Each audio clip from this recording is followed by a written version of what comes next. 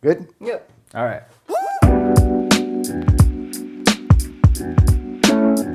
What up, everybody? Welcome back to another episode of Hashtag. Ask LiveLeanTV. Bam. We're here to answer your questions related to health or fitness or whatever you want to know. So we collected them yesterday on our @LiveLeanTV Insta story. That's where we collect the questions for this show now. So make sure you're following us @LiveLeanTV on the Insta stories, because once a week we do the question collection and then answer them here. Yeah, typically we post a story on Mondays, so just make sure you look for that tag. And also, you got to watch the vlogs as well that we upload on Mondays, because we give you a key hashtag in those vlogs. Keyword for the Ask Liveling TV show this week is hashtag meltdown. Meltdown. And that will pretty much guarantee that we'll answer your questions on the show, because we get too many questions that we can't answer every single question. So by watching the vlogs, you'll get that insider key hashtag to use in your little question. So are you ready to jump right in? Yeah, we do have quite a few questions today, so we'll get as many as we can while our kids are out for a walk with Grandpa. Yeah, but hashtags, they get the Priority. So first question is from CML215, says, Brad, as Kyla gets older, will you be the cool dad? So yeah, I mean, I think I kind of touched on this in the last episode about, will I be a jealous dad?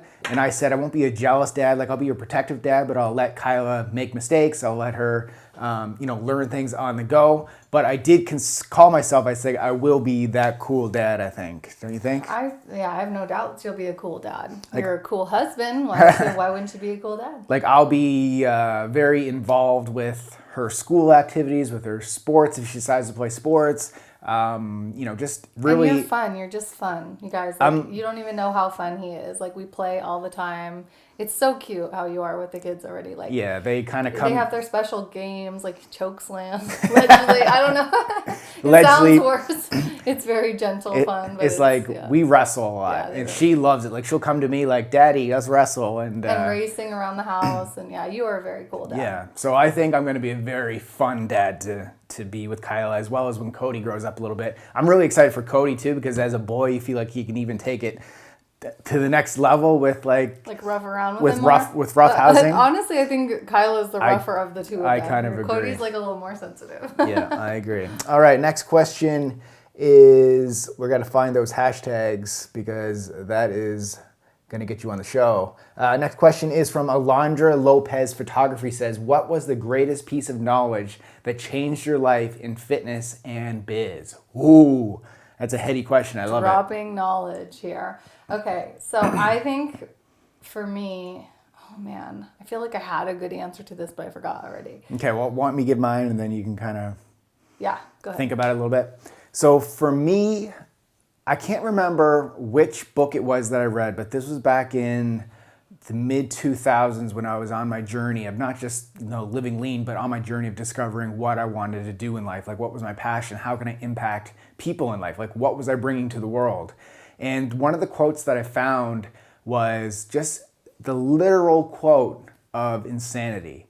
So it's doing the same thing over and over again, but you're expecting different results. So that to me was like just this mind F, where I'm like, I can't keep doing the same thing over and over again, then expecting something different. So this applied to many things. It applied to relationships. It applied to a lot to fitness as well. Like when you're trying to like change your body and you keep doing the same things that got you into that body in the first place, it's insane to think you're going to change.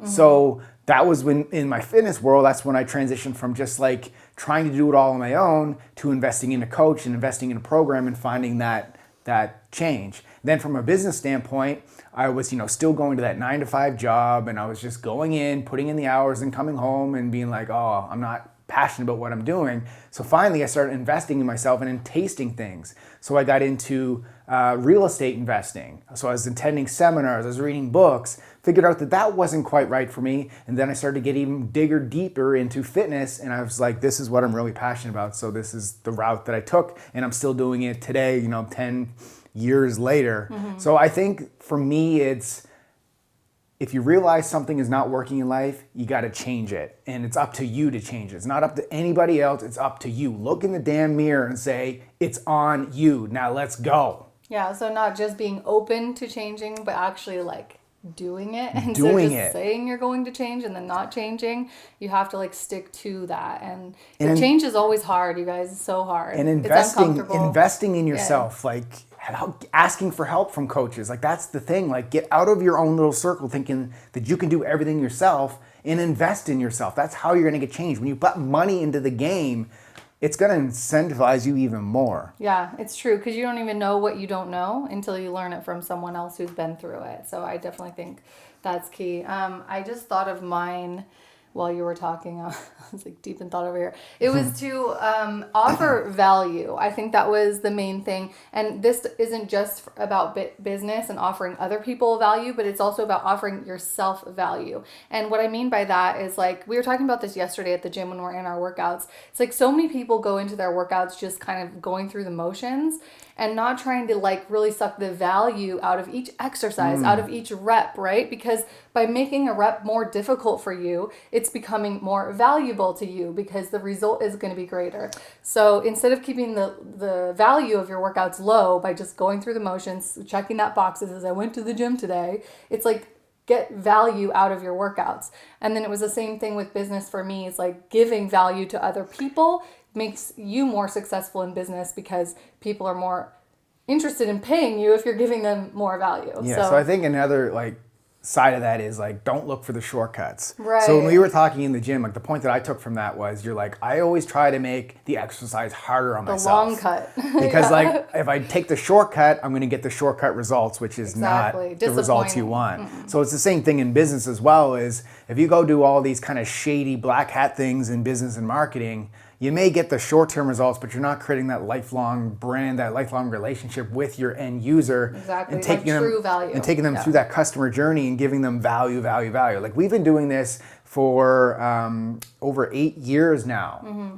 You know, like a lot of people have come and gone in those 8 years because they just went for the quick buck. We're still in it. We're still in it for the long term. Yeah. And I think that's another key point to, you know, a good business lesson. That was game changing for me because I think when I first started, even in the fitness business, it was just like bare minimum efforts, you know, not really realizing that when you give value, you get more value. Mm-hmm. So it's like you get what you give.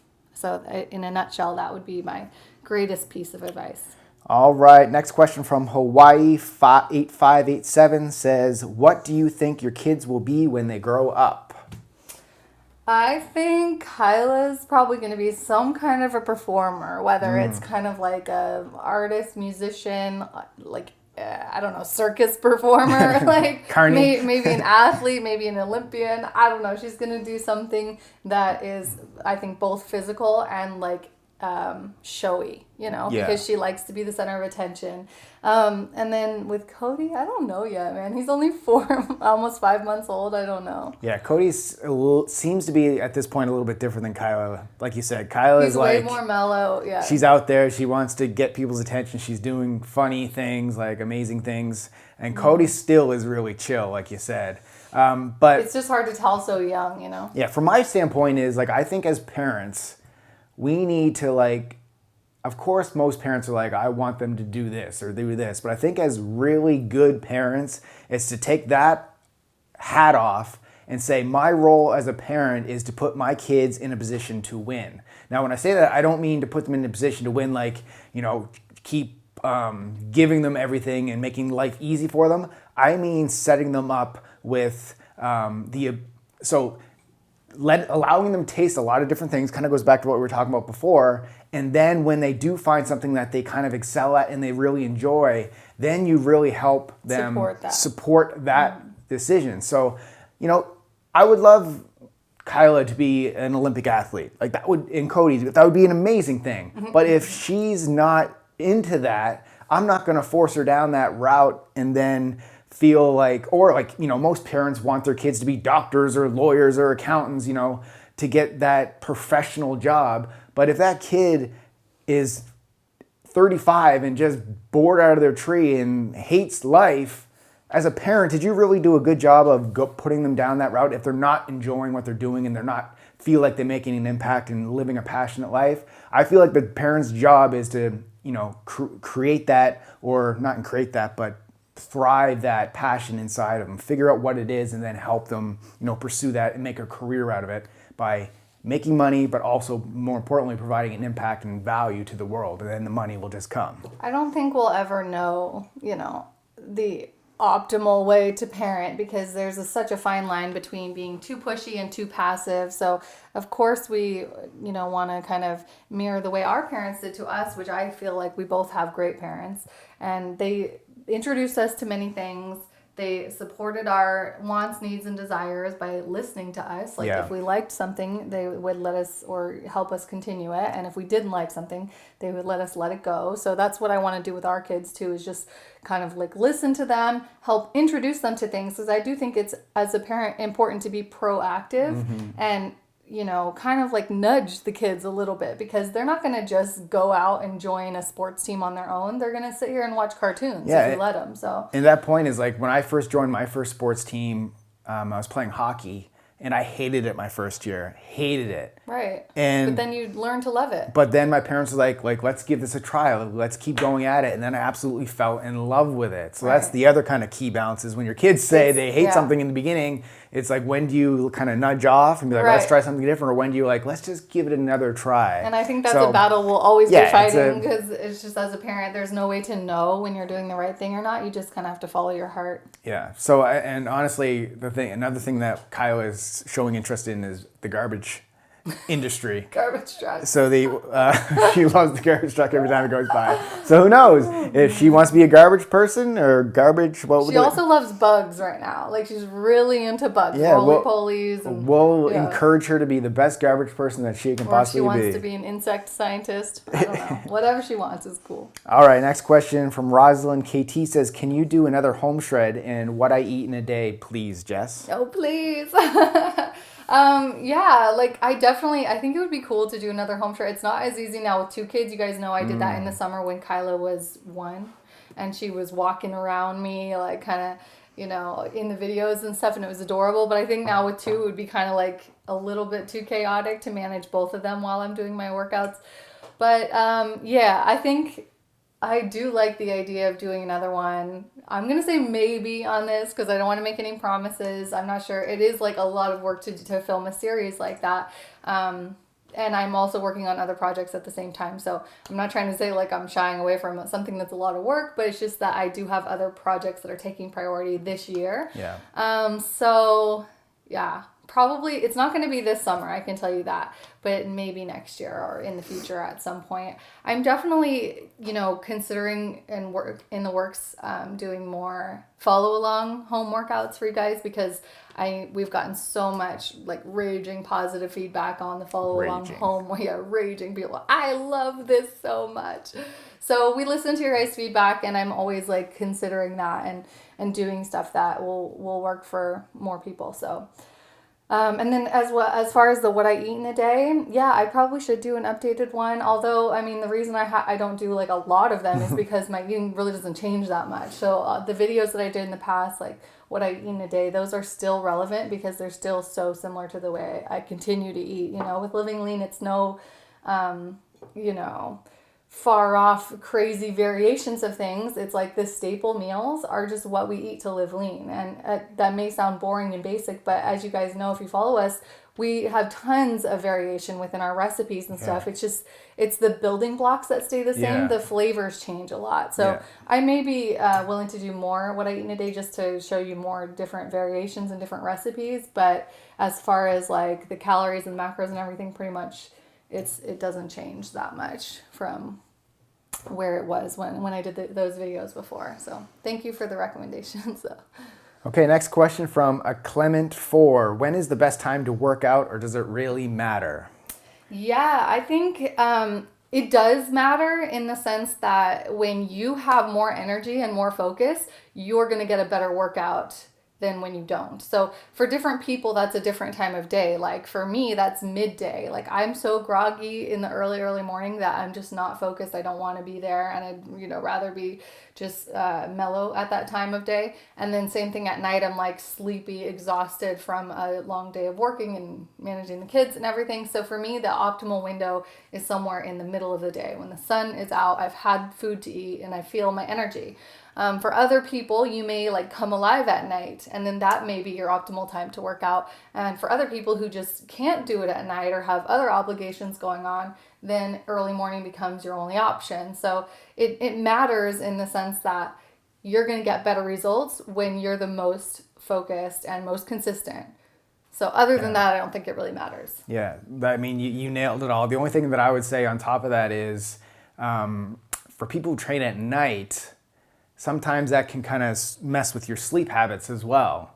So for instance, if you're taking a pre-workout energy drink after the office, so you get home at 6, you take a pre-workout around 7, you go to the gym from like 8 to 9, then you get home around 9:30, 10, you have your post-workout shake. It's like you're prepping your body for like, let's go. Some people can just fall asleep like that after that, but it really depends on the person. Yeah. So I personally am more of a morning workout person to a mid-morning workout person. So I love crushing a workout first thing in the morning. It's not to say that I'll always do that, but I feel like when I get that accomplished, I feel like I can do anything in the day. It's like I got that big workout in, the happy hormones are coming in. I remember I used to train before I go to the office in the morning, and I was like, I felt so accomplished. Like I was looking around and I was sizing other people up. Like, I bet you they didn't work out. This was back in my early journey. So that was just one of the things to like get me motivated and make me feel good about what I was doing. I feel like you're getting the upper edge. You're getting the upper edge on people. It's like I got it done, and now I'm ready to like focus on work and get this done. Then I can go home and relax because I don't have to go to the gym after work. You just kind of get it out of the way. So that's one of the things I would say. There's no best time to work out. It depends on you. But if you had a choice, I would say get it done early in the day. Yeah. And some of the big reasons for that are like, 1, you're going to be more consistent with it.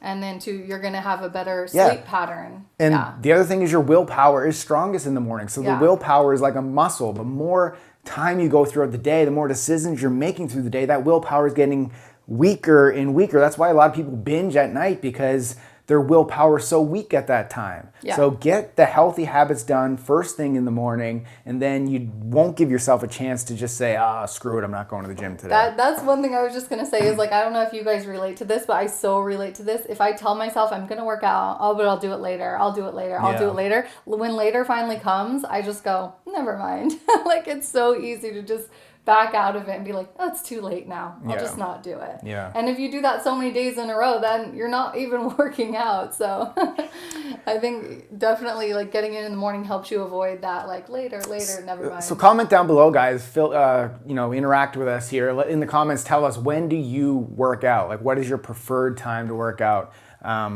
Be curious to see what everybody's saying down there. Next question from Jacqueline Castro says, different women body shapes need different training styles, ? How true is this? I think it's way more closer to false than it is to true. Well, I always say train for your goal. I consider myself like an ectomorph because if you look at my joints, I have really thin joints. Like I can put my hand around my ankles. I can put my hand around my wrist. My goal when I was beginning off was to build muscle. So I was doing the things to build muscle. Now, for someone who is bigger boned, like an endomorph with thicker joints and everything, and thicker legs because it's just like the bones are bigger, you can't reduce the size of your bones. So but what I'm thinking is like apple shapes, pear shapes, square body types versus round body types, that kind of thing, which is a little bit different than the whole endo, meso, ectomorph thing. It's like you can be an endomorph, which means you're thicker, right, but you can still have low body fat, but you're still going to look thicker because that's your body type. Well, and vice versa. Like if you are an apple-shaped body, like meaning your weight tends to go towards your middle and your legs remain skinny,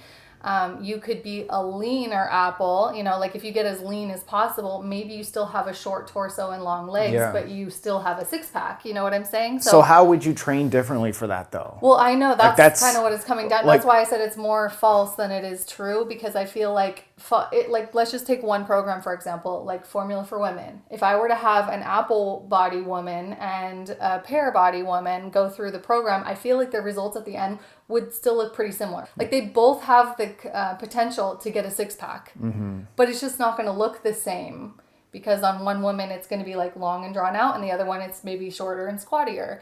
So, you know, they both can get lean, both can get the results that program is designed for, but it's not going to look, they're not going to look like identical twins. You know, I think the bottom line here is some people are tall, some people are short. Like, you can't change that. Like, we get questions all the time. Like if you ask me, how do I become 7 feet tall? That's I'd be what like, I'm. That's sorry, that's bro. what I was saying. I Yeah. wasn't talking about body composition. Okay. Like we get questions like, how do I get taller? Like Yeah. legitimate questions. How do I get bigger boobs? So like you can't change certain things about your Yeah. body. And I'm taking this question from like the bone side of things, like the big boned, the thick boned. Like these are things genetically that you were predisposed to, that you were given. You can't change bone size. So I know a lot of women say, my legs are big, like I got big calves, I got cankles, those sort of things. Like some of those things you can't change, because Right. we're talking about like the bone underneath, you know, all the layers of skin and everything else. So there's certain things that you can't change. Right. So, But I don't think that's what this question is about. Well, I don't know. Yeah, see, when she says shapes, I don't think she means types. Like an endomorph would be a different type than an ectomorph. Yeah. But a shape, I think, to me, that means whether the person stores fat in their hips versus their, you know, torso. Well, Or like, you know, okay, you can well, have a different shape based on your genetics. yeah, so for instance, if you want to build a bigger booty, then a program that's designed to build a bigger booty would be the right way. Am I thinking of that correctly? Like, Yeah. that's body shape. But from what I'm getting from the question, she's thinking like, okay, so you have two different women. One's an apple shape and one's a pear shape. Should they follow the same training, or does their training need to be different? And what I'm saying, what I'm recommending to all of you is that yes, you follow the training based on your goal. So say apple shaped woman and pear shaped woman have the same goal. They both want to look like a fitness model. They both should follow a fitness model training that's plan. the point. Yeah. That's what I'm getting at, is like if you have two apple shaped women, Yeah. they may not have the same goal. Right. So it's not that like I'm apple shaped, so my goal is probably the same as this apple shape, so I should No. train this way. Right. Train for your goal. Yes. That's what. Yes. Okay, I think we just concluded I the think we question. figured it out. Based on that analogy of if you have two apple-shaped women, it's not like you're an apple-shaped woman, so you have to train this way. Yeah, or It's like like- all apple shaped women need more cardio, or like Yeah. anything like that. You're an It's like- apple-shaped yeah. woman, now let's ask, what is your goal? Right. Okay, then let's do that program based on Right. your goal. Right. So okay. Exactly. So that's why I'm saying from the get-go that this statement that different body shapes need to train differently is more false than it is true. Okay, that was a long out question, but Oh, confusing, but I hope that helped. But sometimes like just talking it out Yeah. can get a better understanding of the meaning behind the question. And this is why we do kind of wish this was live with you guys, because we could ask you for more clarification on your questions, because we don't always understand the questions as they're written in one sentence. Yeah. But yeah, hopefully going through all of that kind of helps uncover the true answer to what we think about that. But yeah. Okay, let's do one more question on the visual, so on the YouTube show, and then we'll answer one question like we always do over on the podcast. So if you're not subscribed and listening over on the podcast, you're missing at least one question every episode, because we do an extended version over there to try to get more people from YouTube over to our podcast, because the podcast is dope AF and we want to grow it. Okay, so next question from Steph Par 13 says, do you work out every day, and how long do you believe makes a good workout? Okay. So no, the short answer is no, we don't like quote unquote work out every day. We are Back active it up. every day. Back it up. What? Say I, not we. Well, you don't actually work out every day either. I do work out every day. You consider like stretching and recovery stuff a workout? Absolutely. It's a mobility So workout. it depends on what you consider a workout, because we are active every day. We're doing something every day, whether that means weightlifting or stretching or doing kind of like a mobility. We talk about this at times, like when we're shooting individual videos and stuff. Yeah. Like I always have to tell Jessica, like, speak in I's, not we's. Right. Because we are two different people. Because we're two different people. And if you guys have been watching our show for a while, like you see, we take different stances on different topics. True. And we definitely disagree on something. Yeah. So, absolutely. So like in the past, Jessica is always like, we do this. And then I see some people asking me, well, Jessica said you guys did this.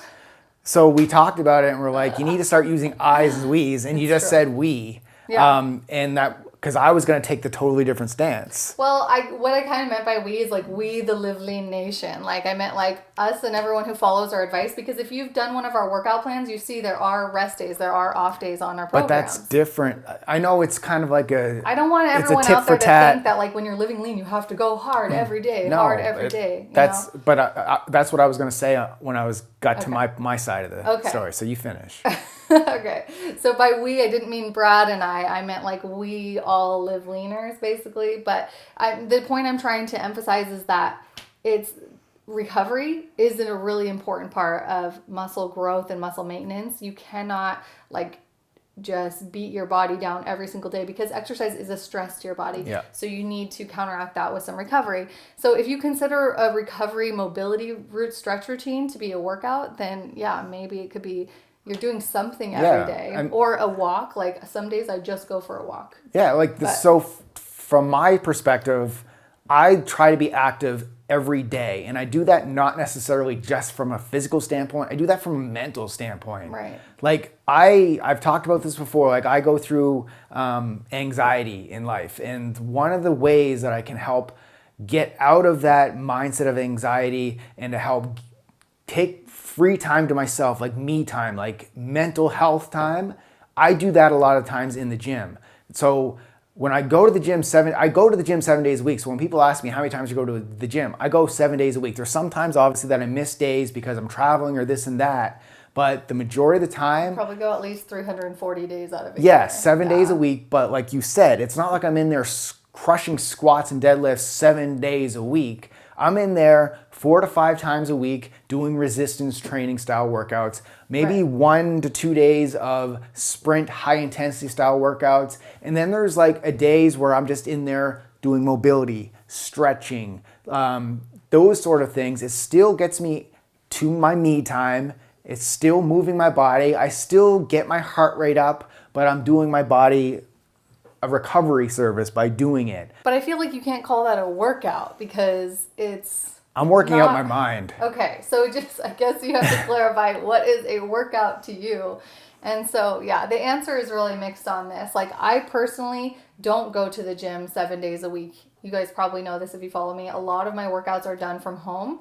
And if I do make it to the gym, it's 1 to 2 times a week at most. Like I think last week I even didn't go at all, right? There are some weeks that I don't go to the gym at all. So my gym frequency is a lot less than his, but I still am active every day. And like at a bare minimum, I'm going for a long like 20, 30-minute walk. Yeah, so I guess that would be the minimum activity I do. So I guess the more detailed question would have been, how many times do you lift weights in the gym a week? That is a different question. How many times do you cardio a week? Yeah. How many times do you stretching a week? Yeah. Those, like, that's to get a little deeper into the question. Yeah. But when it comes to how many times do you work out a week, I consider myself working out every single day. Yeah. So there's 2 different ways to answer that question. And if you want to know how many times you should work out per week, the best thing to do is follow one of our training schedules. This is different. Like this is like as much physical health for mental health for me. So that's why it's so important for me for self-care. Like the gym to me is self-care first and foremost. That's from a mental and from a physical standpoint. Mm-hmm. So I love that. That's huge to me. Like I need that. Like if I miss a day, I'm not the same person. Yeah, you get a little irritable. Very irritable. I'm not very irritable, but I definitely am on edge. Yeah. But when I get that chance to be by myself in the gym, in a zone, like taking care of things, then I come home and I'm a different person. Yeah.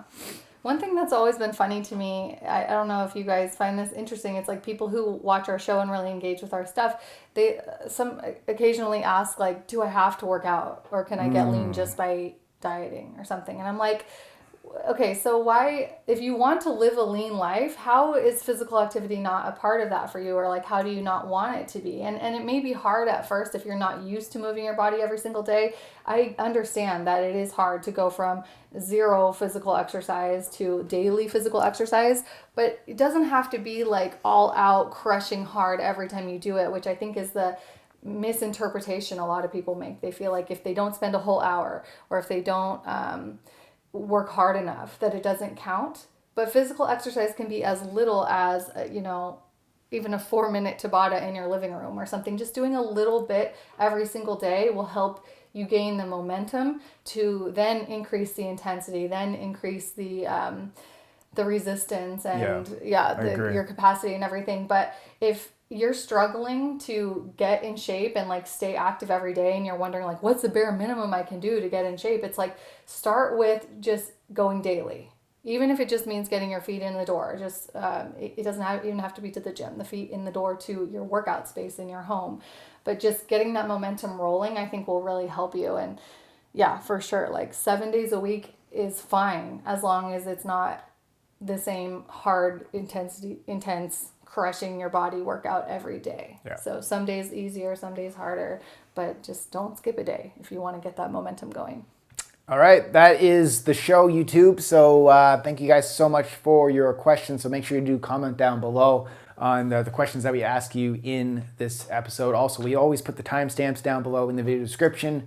So if you want to bounce back and forth between questions, if you don't have time to watch a 30-minute video, like I get it. But that's another reason why we have the podcast as well, so that you can be going to the gym and listening to us. You can be driving in your car listening to us. You can be walking the kids, walking the dog, listening to us. That's the great thing about podcasts, is that it's secondary. So it's passive enjoyment. You don't have to physically sit there and watch something. So if you're not listening on the podcast as well, go over and subscribe to the podcast. And we're going to jump over there right now, actually, and answer the final question. So I got a good one picked out here.